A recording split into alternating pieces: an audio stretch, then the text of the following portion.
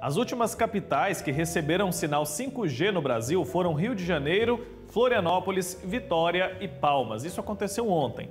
A tecnologia foi bem recebida, teve carioca celebrando e dizendo que chega a ser assustador. Outros reclamaram da falta de cobertura das operadoras. Fato é que a tecnologia está se espalhando pelo país. São vários os pontos positivos e também os motivos de atenção. Isso porque o 5G pode prejudicar o sinal de outros equipamentos. Eu vou conversar mais sobre esse assunto agora com o mestre em Ciências da Computação, Daniel Gomes de Oliveira. Ele está aqui conectado com a gente. Daniel, bom dia, seja muito bem-vindo. Bom dia, Wilker. Obrigado pelo convite. Então, o 5G está alcançando cada vez mais gente. De que forma essa nova velocidade vai mudar a experiência dos usuários com a tecnologia? De que forma isso vai mexer na vida de quem está acompanhando a gente? Então, estamos entrando numa fase onde teria uma imersão em tecnologias, né? O que a gente chama de IoT, que seria a internet das coisas. Então, a cada dia, nós temos mais equipamentos que estão conectados à internet. Uma das propostas, inclusive, que eles estão colocando é que se tivermos uma conexão muito boa com estabilidade, por exemplo, o uso de câmeras seria muito mais viável. Então, hoje, estuda muito a questão de colocar câmeras em bombeiros, polícia militar, então diversos tipos de serviço. Isso daí já seria viável com uma internet mais estável. Certo. E a questão da antena parabólica? Isso vai ter interferência mesmo? O pessoal vai ter que trocar a antena, trocar o equipamento? Qual o impacto do 5G nessa questão? Então, já tem uma proposta para substituição, né? Seria para inserção aí de alguns dispositivos que sanariam esse problema, dispositivos digitais. Essa interferência, ela sempre ocorreu. Então, nós tivemos, a quem já tem mais tempo aí, né, de vida, presenciou a questão da alteração de VHF, UHF. Então, a gente já passou por algumas transformações assim. E toda transformação, ela acaba gerando esse tipo de alteração mesmo. A gente precisa ter equipamento para adequar aquilo dali. Aí, nesse caso, realmente, ela interfere na antena parabólica analógica. E aí o governo ele já está com uma proposta para que as pessoas se adequem a isso aí, entrando em um cadastro e fazendo a alteração, né? Colocando uma antena parabólica digital que vai adequar esse problema. Ô Daniel, como eu disse, a gente teve ontem pessoas ali no Rio de Janeiro dizendo que chega a ser assustador. A diferença ela é tão grande assim, a gente já tem hoje o 4G, né? Alguns celulares mostram ali 4.5G. A diferença desse 4G para o 5G é tão grande assim? Ela pode chegar até 20 vezes a diferença, né, de velocidade da internet 4G. Então, é realmente assustador, ela é muito mais rápida. Então, muita coisa que a gente fazia antes, que deixava de fazer às vezes por questão de qualidade de sinal, passa a ser possível. Então, transmissões de streaming, né, transmissão de vídeo, de áudio, de forma remota, passa a ser muito mais viável. Justamente por essa questão, tanto da qualidade quanto da estabilidade. Ele não cai fácil. Uhum. E essa tecnologia ela vai impactar em outros equipamentos também, além da parabólica, como a gente já mencionou aqui? Nós tivemos um tempo bom aí de estudo para verificar o que teria de impacto, né? Então, até o momento, o que foi analisado seria o impacto mesmo na questão da parabólica. O que já tem um certo tempo que realmente já vem falando que seria uma tecnologia que seria descontinuada. Inicialmente, o impacto maior seria nisso daí. Mas como a gente tem pouca cobertura no momento, e realmente é pouca, em Goiânia mesmo nós temos aproximadamente 10%. Algumas operadoras só estão ofertando para cerca de 5 setores até agora dentro de Goiânia. Então, assim, só que ela não deixa, o fato dela entrar, né, nas nossas vidas, ela não deixa as outras tecnologias de funcionar nesse primeiro momento.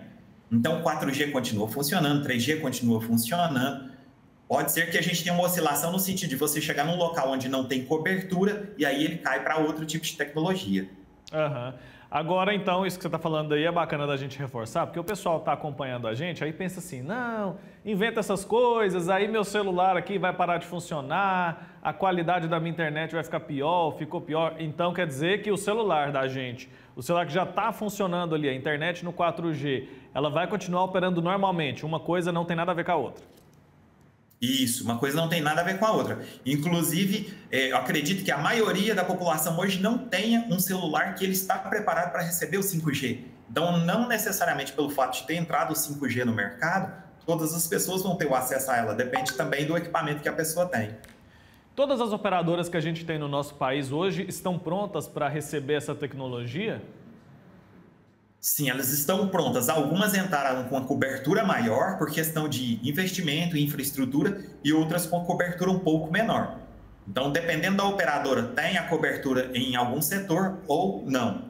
Só que a tendência é ir aumentando, até mesmo pelo que eu falei. Como a maioria dos equipamentos hoje eles não são preparados para receber essa tecnologia, conforme a quantidade de usuários vai aumentando, eles também vão investindo na tecnologia em outros setores. Acaba existindo uma demanda ali, né? E eles acabam se tornando obrigados a oferecer também essa tecnologia. Agora tem gente perguntando aqui se pode realmente haver o aumento do consumo da bateria do aparelho. Isso é verdade ou isso é um mito? Não, inclusive é uma das propostas do 5G que fala que, assim, pelo fato da gente ter um ganho muito alto em relação à velocidade, então um tempo que eu gastaria para, às vezes, baixar um arquivo grande, ele é reduzido e acaba que a questão do consumo de energia também é reduzido. Então, nesse primeiro momento, assim, o que nós temos de proposta seria justamente isso. Ele reduz a questão do consumo, até mesmo em decorrência do prazo que ele leva para fazer esse download ali de um arquivo. Vamos trazer isso para a vida mesmo, né? Tentar mostrar na prática para quem está nos acompanhando agora o que pode mudar. Os usuários eles vão conseguir, por exemplo, fazer o que de diferente? Você já falou aí a questão de baixar um filme, por exemplo, com uma velocidade maior. Além disso, aquelas conexões que se tornaram tão comuns agora no período da pandemia, Skype, Meet, né? Aquilo ali também vai mudar. Quais alterações na prática a gente vai conseguir perceber ali no nosso dia a dia? Pois é, a pandemia ela trouxe essa necessidade de trabalho remoto. Então, uma parcela muito grande da população acabou entrando num serviço remoto, né? Trabalhar de forma remota. Isso, assim, não era algo que era esperado, mas acabou que muitas pessoas foram pegas de surpresa. Para a gente fazer esse trabalho remoto, a gente depende de ter um acesso à internet muito bom, então precisa ter esse acesso à internet muito bom e ter uma estabilidade. E a proposta da 5G é justamente que o acesso melhore, a gente tem aí uma velocidade até 20 vezes superior ao que nós temos aí com 4G, e que a estabilidade também seja maior, porque o equipamento ele é preparado para receber mais equipamentos, né? A infraestrutura das operadoras ela é preparada para receber mais equipamentos. Então, com essa estabilidade, pelo fato da gente não ter aquele meio físico, então eu posso conectar de qualquer lugar que eu tiver, não necessariamente com um ponto físico, eu não preciso conectar um cabo. Então eu posso, por exemplo, trabalhar de algum local que antes não seria possível em decorrência da necessidade de uma internet boa. Como o sinal ele trafega sem o uso de uma infraestrutura física, eu posso conectar de qualquer local. Tá explicado. Você como mestre ali, né, em ciências da computação, vai saber me explicar essa questão bem técnica. Qual que é a diferença do chamado 5G puro, que é esse que a gente está implantando agora no nosso país, para o 5G DSS? Tem como a gente explicar isso de uma forma bem clara para quem está acompanhando a gente entender? É porque um seria como se ele fosse emulado, né? Não sei se eu conseguiria explicar assim tão claro, mas assim, é como se ele fosse emulado. E já o outro não, ele realmente está utilizando aquela aquela infraestrutura que foi preparada para funcionar dessa forma. Então, o que a gente está recebendo nesse momento, que chegou a partir do dia 16, a qualidade ela é muito, muito superior.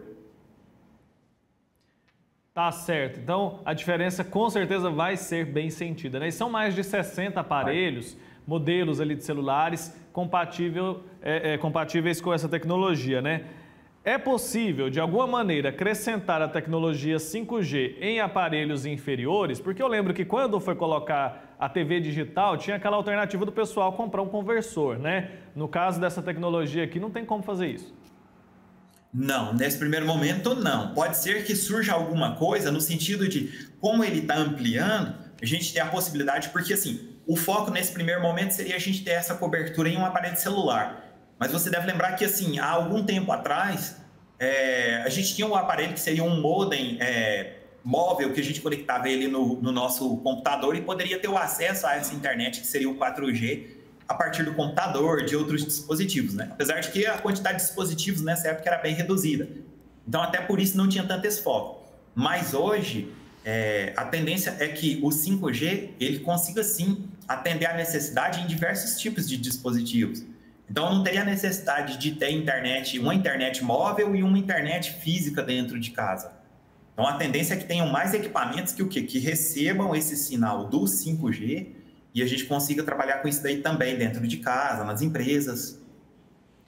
Tá ótimo. Daniel, muito obrigado, viu? Daniel Gomes de Oliveira, mestre em Ciências da Computação, pelos seus esclarecimentos, por traduzir um pouco essa linguagem técnica aí para a gente entender melhor de que forma esse 5G vai impactar na nossa vida. Ficou claro, então, que o celular do pessoal vai continuar funcionando, né? Aqueles que não têm um aparelho compatível com essa tecnologia ainda. Muito obrigado pelo seu tempo aqui. Até uma próxima oportunidade, viu? Eu que agradeço. Me mantenho à disposição. É isso aí. Tchau, tchau.